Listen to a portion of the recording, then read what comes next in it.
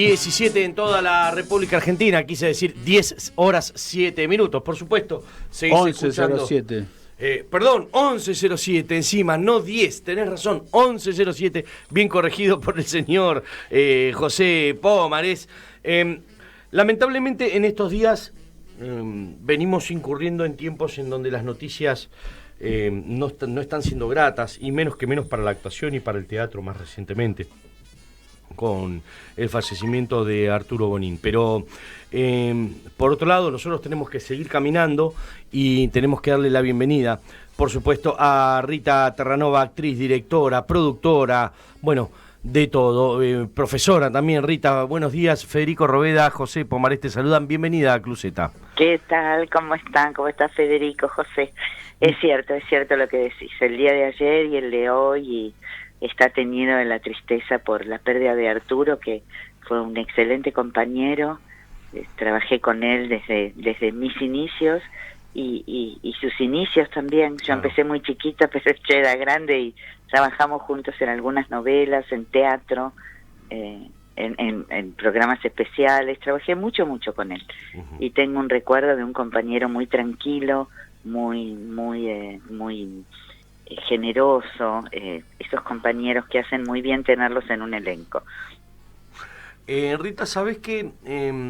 Te escucho y escuché muchos de esos comentarios también sobre él, y me parece que en el mundillo de la actuación, así como pasa también en el mundillo del medio o en el mundillo de la música, en todos los mundillos, hay gente que realmente vale y hay gente que quizás no tanto, viste, que vos decís, bueno, está bien, viste que pasa eso, Rita. Sí, totalmente. ¿Cómo haces para mantenerte en un eje en base a tu experiencia, a tu trayectoria? ¿Cómo haces para tratar de mantenerte en un eje? ¿Siempre estuviste en un eje? ¿Alguna vez te tentó eso de salir de los pies sobre la tierra? No, jamás. Pero creo que eso tuvo que ver con que yo nací en una familia de teatro. Claro. Entonces, nunca me la creí, digamos. Claro, el otro día le comentaba a mi marido que tenía una amiga que me decía, pero en una novela que yo protagonizaba me decía, recibí 100 cartas por semana, todo el mundo habla de vos, te hacen notas todo el tiempo. Sí, decía yo, y me daba como la sensación de que la responsabilidad que tenía que ser normal, claro, ¿no? Claro, que tenía que seguir siendo igual. Claro. Y debe ser difícil, Rita, pero teniendo esa boga que decís vos, esa conciencia en donde decís, y si recibo y las contesto, y si puedo las contesto, y si no puedo no las contesto. Exacto. No subirse a ese caballo, ¿no? No, y no tenés un secretario para que te lo haga tampoco. Claro. Bueno, igual el tenerlo no estaría mal, pero es decir, que no incurra en que uno suba el caballo. Exactamente, ¿no? Sí. Yo creo que es uno de los grandes problemas porque es una profesión muy inestable. Claro. Y entonces, así como se puede estar muy arriba, mira, cuando yo empecé, mi gran amigo Arturo Puig, amigo hermano te diría, Arturo y Selva, Arturo Puig me dijo, desde muy chiquito me conoce porque nuestros padres eran amigos, me dijo, acordate siempre que en la subida y en la bajada todos nos encontramos, tenés que ser igual siempre. Y siempre me acuerdo, siempre recuerdo esa frase, primero porque él lo cumple, porque es una persona encantadora siempre, una gran persona, pero además porque he visto tantas subidas y tantas bajadas, y a veces el estrellarse ha sido tan doloroso para tanta gente que yo apreciaba, ¿no? Y he visto eso. Y agregaría, Rita, perdóname, que en la subida, si es buena y si es alta, aprovechá a guardar también, porque no sabés cómo viene después. Bueno, ahí intervengo. José, dale. ¿Qué tal, Rita? ¿Cómo le va? José, ¿cómo está? Mucho gusto. Bien. Un día para Perfil, yo trabajé en Libre, en varias publicaciones de Perfil. Aparte de ser periodista, hice gremiales, deporte, de todo. Qué bueno. Hice espectáculos policiales, gremiales, bueno. Qué bueno. Entonces, le hago una nota, me dice, hacer una nota con los hijos de los famosos que no hacen lo mismo que sus padres. Entonces qué bueno. Era Rodolfo Zapata, el hijo jugaba en Huracán al fútbol, el hijo del futbolista, el hijo de Juan Carlos Mareco, Pinocho, era veterinario. Mirá. El hijo de Fidel Pintos, el doctor Luis Pintos. El doctor Pintos, me atendí. Exacto, de River, muchos años. Y él traumatólogo. Claro, exacto. Entonces cuando entrevisto al doctor Pintos, me dice, ¿sabés lo que me decía mi papá? El actor hoy come faisán y mañana come las plumas. Sí, tal cual. ¿Es así, Rita, para vos también? Sí, yo soy muy, justamente porque mi papá me decía lo mismo, pero yo decidí igual seguir la profesión. Soy muy prudente, siempre he vivido igual, he vivido austeramente, cuando ganaba muchísimo y en momentos de menor entrada económica. Para mí siempre ha sido una forma de vida. Nunca, porque gané mucho, me alquilé una quinta de 30 pisos. Nunca me alquilé una quinta, desde ya. Pero digo, no he tenido ese tipo de cosas y bueno, voy a Miami 15 días, tengo 15 días, me voy a Miami. No, me voy acá cerca, ¿no? Trato de no... pero es una forma de vida, es porque a mí me da mucha inseguridad, justamente porque viví siempre así, desde chiquita, ¿no? Me da mucha inseguridad y la Argentina es un país, además, es un vaivén. Ustedes me lo pueden decir más a mí todavía. Hoy en día, Rita, estás en el Tinglado, en el Teatro El Tinglado, haciendo Babel Cocina, como autora, productora, ejecutiva y directora. ¿Por qué no como actriz? Qué bueno. Porque tenía muchas ganas de contar una historia. Yo dirijo hace 22 años, desde el año 2000, y empecé a dirigir porque mis compañeros y compañeras me impulsaban mucho, y los directores que me dirigían también, porque sabían que actuando, se daban cuenta que actuando tenía conciencia de la obra y de cómo contar la obra, ¿no? A mí me parecía que era muy poco para dirigir. Entonces empecé así porque una compañera, Eda Bustamante, me insistió en el año 2000 para que la dirigiera en una cosa, y después empecé a tomar el gusto de esto y me di cuenta que sí, que realmente sabía determinadas cosas, había aprendido, las traía conmigo, y bueno, fui perfeccionándome en estos 22 años y dirijo cada tanto. No tengo la dirección como una cosa anual como tengo la actuación, que es lo mío, pero me gusta mucho contar una historia, me gusta mucho adaptar las obras. Entonces cuando le pedí a Patricia Suárez que escribiera una obra sobre un hecho histórico que hubo en 1888 en la Argentina, en Buenos Aires, perdón. Bueno, me dio 3 escenas y yo le pedí ampliarla y me transformé en la coautora porque agregué 14 personajes más. Hice todo un espectáculo más que una obra pequeña. Y bueno, y ella me dijo, bueno, sos la coautora, ya sé lo que quieras, ya viste. Entonces figuramos las dos y bueno, fue escrito entre las dos. Y después la producción ejecutiva, porque ganamos el premio Banco Ciudad. Yo soy la representante y bueno, una cosa que también hice un curso en su momento de producción ejecutiva, porque en los teatros independientes alguien se tiene que ocupar de la administración. Esto es así, lógico. ¿No? Entonces, bueno, me ha tocado a mí. Como directora, insisto, ¿no? Insisto en la trayectoria o en la experiencia, pues también lo digo con José y conmigo, ¿no? Salvando siempre las diferencias de edades entre todos, pero creo que todos notamos un cambio en las generaciones, un cambio en la cultura, que es lógico que vengan. Pero me parece que hoy en día se hace quizás, o quizás yo lo siento porque estoy creciendo, pero se hace como un poco más difícil, más tajantes, ¿no? Los cambios. Es decir, vos como directora con los actores mucho más jóvenes, ¿cómo lo vivís eso? ¿Cómo lo palpás? ¿Cómo te adaptás? ¿Cómo haces que se adapten? Es muy buena la pregunta. Yo creo que todo parte de la formación que se tenga y de la disciplina que se tenga. Claro. En este momento lo que hay más que nada son profesores y escuelas de teatro. Entonces allí salen actores al mercado, digamos, o a la calle, o al teatro, no sé cómo decirlo. Salen a la vida profesional. Actores, y no hay fuentes de trabajo. Es una etapa paupérrima para el actor, pero no por el coste. Eso, no por la calidad, sino por la cantidad de oferta, claro. Pero más allá de la pandemia, No sé, perdón. Sí, porque que es una cosa que venía de años y años y llama mucho la atención, como los actores se reciben de actores en la UNA, en la EMAD, con distintos profesores, tienen un diploma que dice que son actores, pero después enseñan teatro, no tienen mucha posibilidad de experimentar. Claro. Y lo que yo he estado ahora en las nuevas es poco escenario. Sí, claro. Encuentro actores que no están, porque el actor termina de formarse en el escenario, con el público. Claro, entonces, encuentro voces chicas, voces que no proyectan, encuentro cuerpos no trabajados, encuentro actores que se abatatan si hay un problema. Claro. No todos, por supuesto, No, desde el vamos. Estamos hablando de algún que otro ejemplo que se te viene a la cabeza, por supuesto. Exactamente, estamos hablando como de algo que pasa, y también esto de no conocer los estilos teatrales. Claro. Siempre se tiende, en esta época, a ser natural. Y soy natural, y estoy en mi casa, y en mi familia, y escucho zapatillas.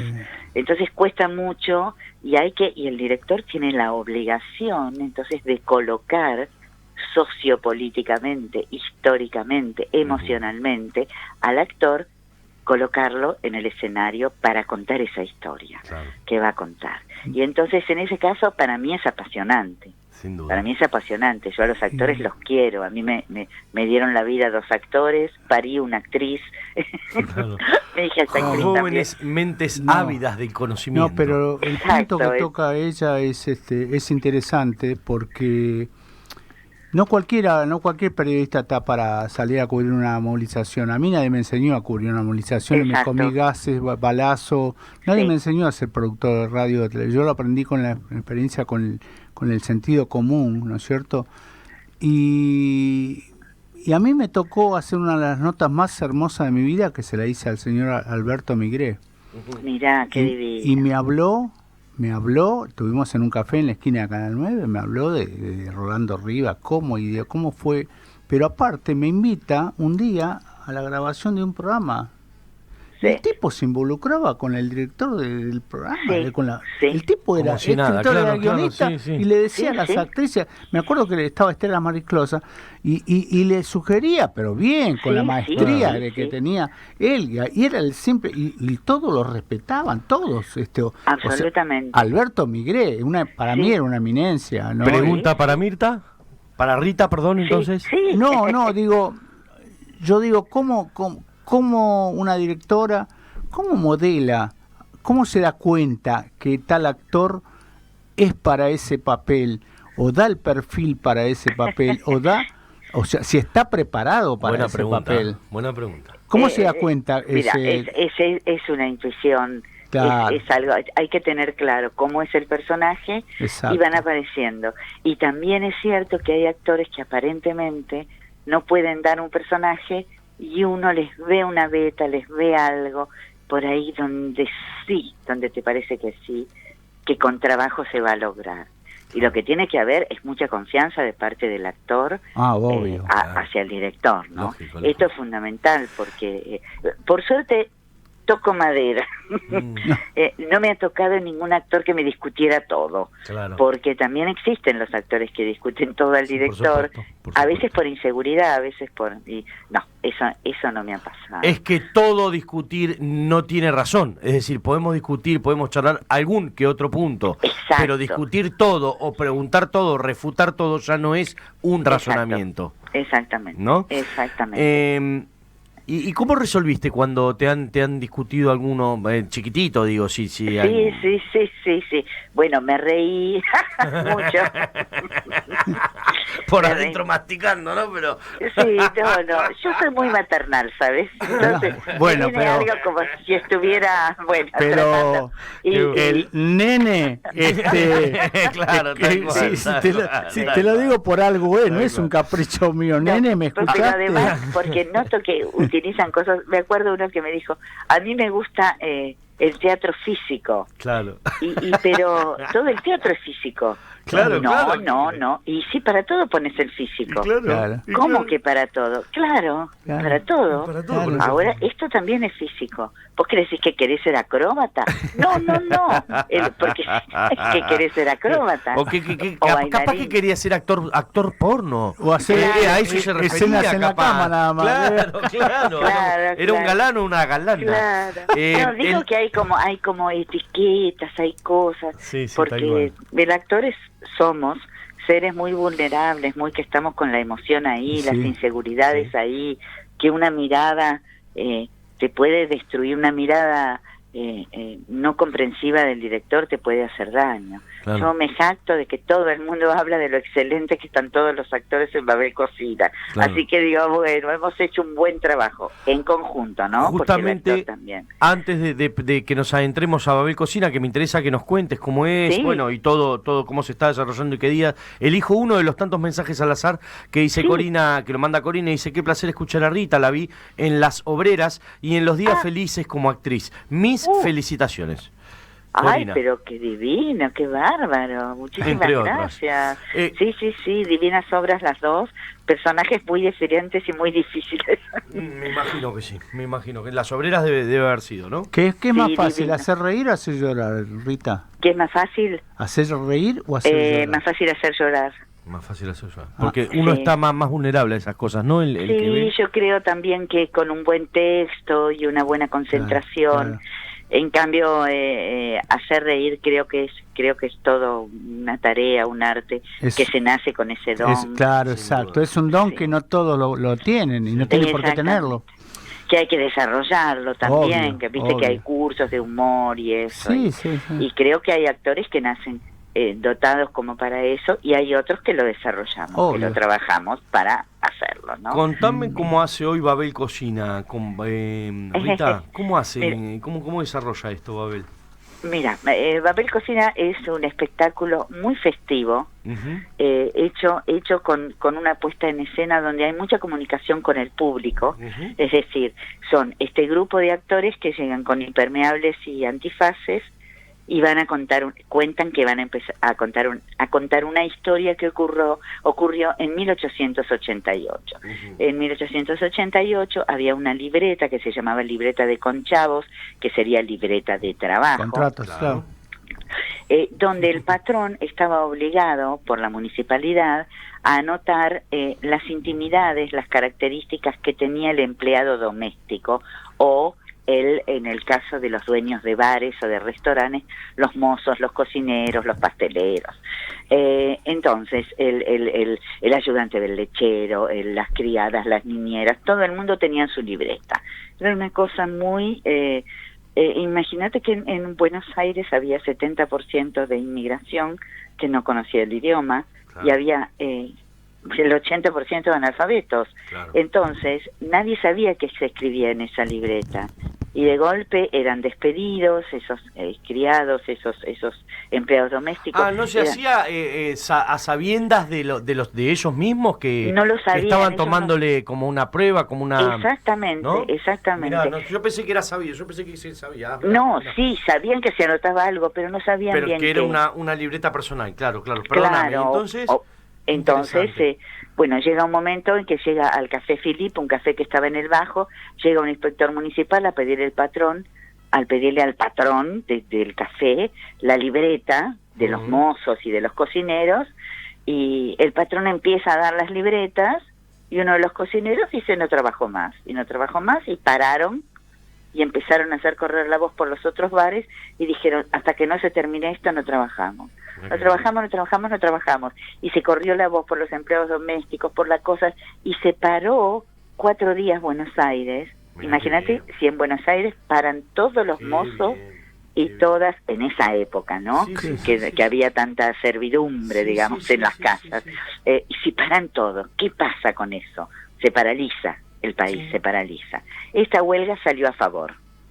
Esto fue lo que nos gustó, que no fue una huelga sangrienta, que salió a favor de los humildes. Y esto queremos contar, porque estamos de acuerdo con los humildes siempre. Y aparte, qué interesante lo que estás contando, yo no lo sabía esta historia, pero y aparte se me ocurre, Rita, también esta sensación en la que vivimos hoy en día, en la que cada vez que cortan, viste que uno dice, bueno, está bien que corten, porque uno está bien que se manifieste, porque está bien que uno pelee por sus derechos, pero llega a tantas cantidades de cortes que decís al fin y al cabo que se ha logrado y que no. Quiero decir, encontrar o ver mediante la obra el espíritu de una real manifestación, de un real corte, de un real movimiento que tiene que dar un resultado, no para no darlo. Exactamente. Y la fuerza de la unión, esto es lo que cuenta.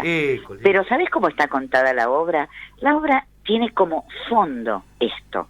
Claro. Esto es lo que une a los personajes. Claro. Mientras tanto vamos conociendo la historia de la italiana que la dejó el novio colgada, la historia de la criolla que termina con su patrona, que termina estando con su patrona, la historia del correntino, de la francesita que nació en un burdel. Se van contando esas historias con personajes que unen todo, que son una florista y una mendiga, y que van uniendo la historia. Todo es en la plaza donde se va a hacer la manifestación. Entonces contamos esas historias y al final todas confluyen. Y se arman historias de amor y de desamor, y al final todas confluyen y se preparan para la manifestación, que es, bueno, la escena final, que además termina, como dijo mi nietita, con un nacimiento sagrado, porque nace un bebé, pero ella, que tiene 6 años, dijo, es el nacimiento sagrado, porque nace en medio de todo ese clima de unión, de amorosidad y de alegría. Qué bueno. Varias cosas para decir. Primero, viste que tenía que 22 años para ser directora, viste que era así la situación, tenía que ser así. Mirá la obra maestra. Es interesante el meollo de la historia. Es muy interesante, en el sentido porque qué lindo. Entrelazar y hacer analogías con cada caso y después que confluyan en un solo eje. Yo, por lo menos yo no soy entendido en teatro ni soy ni crítico en nada, pero me parece que muy interesante. Es interesante el tema, y yo nunca escuché hablar de esto, la verdad. Yo tampoco. Mira, todos dicen que es muy original, desde el público hasta los periodistas, los compañeros que han ido, les resulta muy original la historia y la forma de contarla. Esto es lo que yo quería, porque yo vengo. Pero lo dicen después cuando finaliza la obra. Obvio. Está bien. Claro, es que eso es más importante todavía, mucho ¿no? Más, claro, exacto. Claro. Yo empecé en 1970 en el teatro. Claro. Entonces, yo he visto mucho, el teatro de los 70 era un teatro muy dramático, muy de denuncia y muy de barricada. Claro, y bueno, exacto. pero eso ahora no va porque estamos con internet, porque los jóvenes no tienen ni idea de eso. Porque el tiempo pasa, porque ya hay otras cosas, claro. Exactamente. Pero... Entonces, que esa historia quería contarla ubicada con la mirada del... Yo ya tengo ganas de ir a verla, Rita. Del 20, sí, por supuesto. Me atrapa mucho esa historia. No, pero está mucho. La verdad... ¿Cuántos actores tenés en escena, Rita? Mira, son 14, pero hacen 20 personajes, porque doblan. La actriz más conocida es Claudia Carpena, que es hermana de Nora, hija de Homero, que es de mi generación, Claudia Carpena. Bueno, está mi hija Renata Marrone, Susana Giannone, Pablo Rodríguez Salvi. Son 14 actores divinos. Tenemos un actor de talla pequeña, Hernán Cuevas, que hace un personaje divino, que cuenta cómo se lo discrimina por su talla pequeña, por su enanismo. ¿Cómo haces para distribuir a tantos actores en el escenario del Tinglado? A ver, no es el Teatro Colón, es un lindo escenario, chiquito, muy acogedor, muy cerquita al público. Sí. Mira, a mí me vino muy bien que yo siempre hice teatro con muchos actores.